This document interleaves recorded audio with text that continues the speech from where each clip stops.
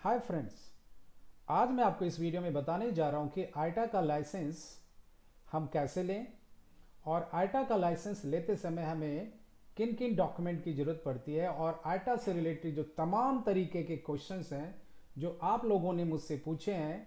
कुछ लोगों ने फ़ोन करके पूछा है, कुछ लोगों ने चैटिंग करके पूछा है। तो इस वीडियो में आप सभी लोगों के तमाम क्वेश्चंस के आंसर मैं देने जा रहा हूँ। तो सबसे पहले हम बात करेंगे आईटा क्यों लें। तो नॉर्मली इसके तीन मेजर रीजन है जो आपको आईटा लेना चाहिए। पहला है कि आप इंटरनेशनल लेवल पे आपको एक आइडेंटिफिकेशन मिलती है, आपकी एक पहचान बन जाती है। दूसरा बेनिफिट यह है कि आप आईटा लाइसेंस का इस्तेमाल कर बहुत से सर्विस प्रोवाइडर से आप एग्रीमेंट कर सकते हैं। जैसे कि मान लीजिए आप एक ओपनिंग लेवल के ट्रैवल एजेंट हैं या आपने स्टार्टअप किया है और आप चाहते हैं कि 5 स्टार होटल से आप एग्रीमेंट करें तो आपको आईटा का लाइसेंस चाहिए होगा। तीसरा, अगर आप टिकटिंग का काम करते हैं, आप एक ट्रैवल एजेंट हैं, आप टिकट इशू करते हैं या क्रूज की बुकिंग इशू करते हैं, तो कई जगह ऐसे ये जो वेंडर्स होते हैं, ये वेंडर्स अपनी सर्विस आपको तभी देंगे जब आप ये बताओगे कि मैं एक आईटा ऑथराइज्ड ट्रैवल एजेंट हूँ।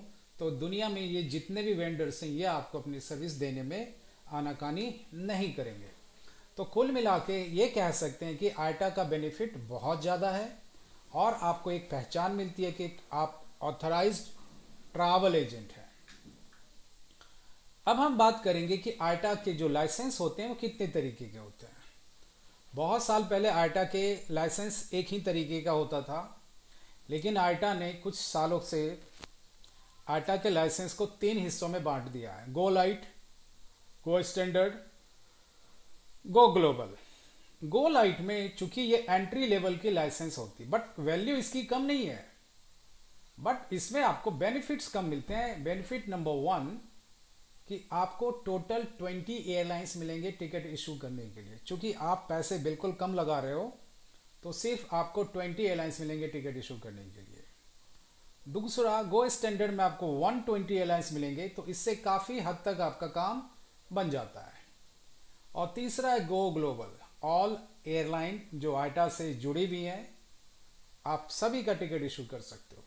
तो अगर आपका ड्रीम है कि मैं खुद अपना B2B का पोर्टल बनाऊं और दूसरे सब एजेंट को मैं टिकट बेचूं, तो मैं आपको सलाह दूंगा या तो आप गो स्टैंडर्ड में जाओ या फिर आप गो ग्लोबल में जाओ। गो लाइट से आपका पर्पस सॉल्व होने वाला नहीं है। अब हम बात करेंगे कॉस्टिंग की। बहुत से लोग कॉस्टिंग के बारे में पूछते हैं। तो देखिए, जो भी कॉस्टिंग होती है पहली बार, उसमें एक first time registration fees include होता है। इसलिए जो पहली बार आप इसको रजिस्ट्रेशन कराते हैं तो थोड़ी सी फीस आपको ज़्यादा देनी पड़ती है। और इसमें 1 ईयर का रिन्यूअल फीस इसमें इंक्लूड होता है। आईटा ये डिक्लेयर करती है कि हर एक साल वो दिसंबर में अपने इस सर्टिफिकेट को रिन्यू करेगी। तो रिन्यू करते समय आपको जो रिन्यूअल फीस है हर एक साल देना पड़ेगा। मैं रिपीट कर दूं, रिन्यूअल फीस हर एक साल देना होगा। रजिस्ट्रेशन फीस आपका 1 टाइम है। तो गो लाइट के लिए आपको टोटल दोनों मिला के 48,000 से 49,000 के आसपास बनता है। अब हम बात करेंगे स्टैंडर्ड का। तो स्टैंडर्ड में चूंकि आपको नंबर ऑफ एयरलाइंस काफ़ी ज़्यादा है, तो इसलिए इसमें आपको इन्वेस्टमेंट 10 से 12 लाख रुपए आपको देने पड़ सकते हैं। क्योंकि आपको इसमें ज़्यादा एयरलाइंस की आपको फैसिलिटी मिलती है, तो आपसे सिक्योरिटी डिपॉजिट के नाम पे 8 से 10 लाख आपसे आईटा वसूल लेती है। ये रिफंडेबल होता है, बट जब तक आप टिकट को इशू कर रहे होते हो, टिकट परचेज कर रहे होते हो, सेल कर रहे होते हो, तो ये सिक्योरिटी डिपॉजिट आईटा के पास रहती ही रहती है। गो ग्लोबल में आपको 40 से 42 लाख रुपए के आसपास इन्वेस्टमेंट की जरूरत पड़ेगी। अब हम बात करेंगे कि आईटा का लाइसेंस लेने के लिए क्या क्या स्टेप्स है। लोग पूछते हैं कि भाई मुझे आईटा का लाइसेंस लेना क्या करना होगा। तो मैं आपको सबसे पहले बता दूं, आईटा का लाइसेंस किसी इंडिविजुअल को नहीं मिलता है। यानी किसी आदमी के नाम पे, किसी पर्सन के नाम पे आईटा लाइसेंस इशू नहीं करती है। आईटा लाइसेंस इशू करेगी कंपनी के नाम पे। या तो आपकी प्राइवेट लिमिटेड कंपनी होनी चाहिए या एलएलपी कंपनी होनी चाहिए, या पार्टनरशिप होनी चाहिए, या आपकी प्रोपराइटरशिप है तो वो भी आपकी चल जाती है। तो यही चार में से ही आपके पास कोई एक होना चाहिए। ज़्यादातर मैंने स्टार्टअप को देखा है और ज़्यादातर मैंने एंट्री लेवल ट्रैवल एजेंट को देखा है, वो हमेशा प्रोपराइटरशिप को प्रेफर करते हैं। दैट्स ओके, कोई दिक्कत नहीं, आप आराम से बिजनेस कर सकते हो, कोई इशू नहीं है उसमें भी आपको। अब अगर हम बात करें डॉक्यूमेंट की, तो हमें क्या क्या डॉक्यूमेंट आईटा का लाइसेंस लेने के लिए देना पड़ेगा। पहली बात तो ये कि आप अगर प्राइवेट लिमिटेड कंपनी, तो आपको memorandum of association, article of association जिसको हम एओए, एमओए, ये सारी चीजें आपको देनी पड़ेगी जो आपकी कंपनी के रजिस्ट्रेशन से रिलेटेड है। दूसरा, आपको आईडी प्रूफ देना होगा, बैंक की डिटेल्स आपको देनी होगी, आपको जीएसटी लेना होगा। अगर आप प्रोपराइटरशिप आपके पास है और जीएसटी नहीं है, तो मैं आपको सलाह दूंगा, अगर आप चाहते हैं कि मुझे आईटा मिल जाए तो आप जीएसटी अप्लाई कर लें। ट्रेड लाइसेंस, बहुत से लोगों को पता नहीं है कि ट्रेड लाइसेंस क्या होती है।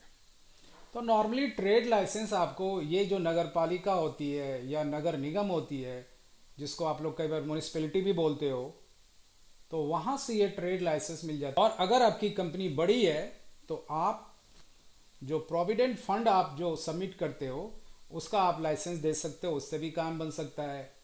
या सेल्स रजिस्ट्रेशन, आपने सेल टैक्स का रजिस्ट्रेशन करवा रखा है तो उसके भी डिटेल्स आप दे सकते हो। या गवर्नमेंट से आपने ट्रेड के लिए आपने परमिशन ले रखी हो तो वो भी आपको चल जाता है। तो ये तो आपको मैंडेटरी है, जो आपको देने ही देने होते हैं। अब बहुत सारे लोग ये पूछते हैं कि मुझे ये लाइसेंस कितने दिनों में मिल जाएगी। तो मैं आपको बता दूं, इस लाइसेंस को आईटा 30 डेज से 45 डेज ले लेती है आपको टाइम इशू करने में। तो जो आप डॉक्यूमेंट आप लगाएंगे लाइसेंस लेने के लिए, तो आईटा उसकी वेरिफिकेशन करती है, तो इन सबों में आपको आईटा टाइम ले लेती है। अब मैं आपके उन सभी सवालों के जवाब दूंगा जिन्होंने फ्रीक्वेंटली लोगों ने पूछा है। पहला क्वेश्चन ये है कि क्या मैं अगर आईटा का लाइसेंस ले लूं तो क्या मुझे सबसे सस्ता फेयर मिलेगा? क्या मुझे B2B पोर्टल से सस्ता फेयर मिलेगा? तो मैं आपको बताता हूं कि ज्यादातर ट्रैवल एजेंट, अगर आप डोमेस्टिक टिकट इशू कर रहे हैं तो डोमेस्टिक टिकट में आपको आईटा का लाइसेंस लेने से ना तो गो एयरवेज की आपको टिकट इशू करने के राइट्स मिलेंगे, ना इंडिगो के राइट्स मिलेंगे, ना एयर एशिया के राइट्स मिलेंगे, ना स्पाइस जेट के राइट्स मिलेंगे। तो इसका कारण ये है कि ये जो एयरलाइंस है ये अमेडियस से नहीं जुड़ा हुआ है, ना ही ये किसी जीडीएस से जुड़ा हुआ है, जिसकी वजह से आपको इसकी टिकट इशू करने के राइट्स नहीं मिलेंगे। क्योंकि ये एयरलाइंस लो कॉस्ट कैरियर है, तो अगर आप इनकी टिकट बनाना चाहते हो तो आप डायरेक्ट इनकी वेबसाइट पे जाके टिकट आपको बनानी पड़ेगी। सो दैट इज वाई आप चाहे आईटा का कोई भी लाइसेंस ले, बट आपको टिकट इशू करने के इन एयरलाइंस के राइट्स नहीं मिलेंगे। पहली चीज तो मैं ये क्लियर कर देना चाहता हूं। हाँ, लाइसेंस के बिहाफ पे इस एयरलाइन से आप टाई अप करके एपीआई ले सकते हो। एपीआई ले करके आप उसको अपनी वेबसाइट में इंटीग्रेट कर सकते हो और उनकी अवेलेबिलिटी और जो फेयर है वो आप डिस्प्ले करवा सकते हो। तो ये बेनिफिट आपको आईटा के लाइसेंस से मिल जाता है। मतलब कहने का ये है कि आप आईटा के लाइसेंस के बिहाफ पे आप ये जो एयरलाइंस जो मैंने नाम लिए उनसे आप टाई अप कर सकते हो। दूसरा क्वेश्चन ये है कि can we issue LCC airlines. Almost मैंने पहले ही क्वेश्चन में इसका आंसर दे दिया, फिर भी मैं रिपीट कर देता हूं। नहीं, आप IndiGo, Go Airways, SpiceJet, AirAsia, इनकी टिकट आप इशू नहीं कर पाएंगे। इनकी टिकट इशू करने के लिए आपको इनकी वेबसाइट पे जाना होगा। मैं एक अलग से वीडियो बनाऊंगा कि आप लॉगिन कैसे करें, आप वहाँ पे रजिस्ट्रेशन कैसे करें, सस्ता फेयर कैसे उठाएं कि B2B से भी सस्ता फेयर आपको मिल जाए, वहाँ पे किस तरीके से आप काम करें। नेक्स्ट क्वेश्चन है what should I do after taking licence. अब बहुत से लोग पूछते हैं कि मैंने लाइसेंस ले लिया है, या अगर मैं लाइसेंस ले लेता हूं तो मुझे क्या करना चाहिए। तो मेरा कहने का मतलब ये है कि आईटा आपको अथॉरिटी देती है कि आप टिकट इशू कर सकते हो। तो टिकट इशू किस पे करोगे आप? किसी सॉफ्टवेयर पे करोगे।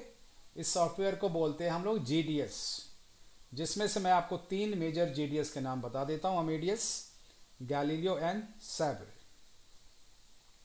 तो आप लाइसेंस लेने के बाद इनसे आप कांटेक्ट करेंगे, ये आपको सॉफ्टवेयर दे देंगे और उस सॉफ्टवेयर में जो जो एयरलाइंस जो आईटा के लाइसेंस के बिहाफ पे आपको मिला है वो ये एक्टिवेट कर देंगे। तो आप अमेडियस पे या गैलीलियो पे आप टिकट इशू कर सकते हैं। नेक्स्ट क्वेश्चन ये है कि क्या मैं बगैर आईटा लाइसेंस के अमेडियस और गैलीलियो ले सकता हूं?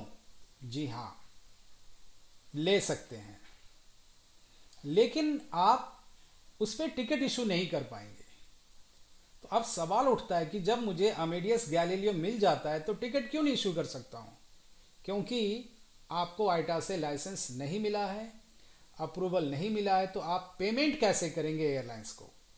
तो जो पेमेंट होती है, ट्रैवल एजेंट पेमेंट करता है आईटा को और आईटा पेमेंट करती है एयरलाइन को।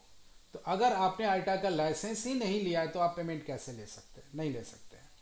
तो आपको करना क्या होगा, आप फेयर चेक कर सकते हैं, सीट को होल्ड कर सकते हैं, बट आप टिकट इशू नहीं कर सकते हैं।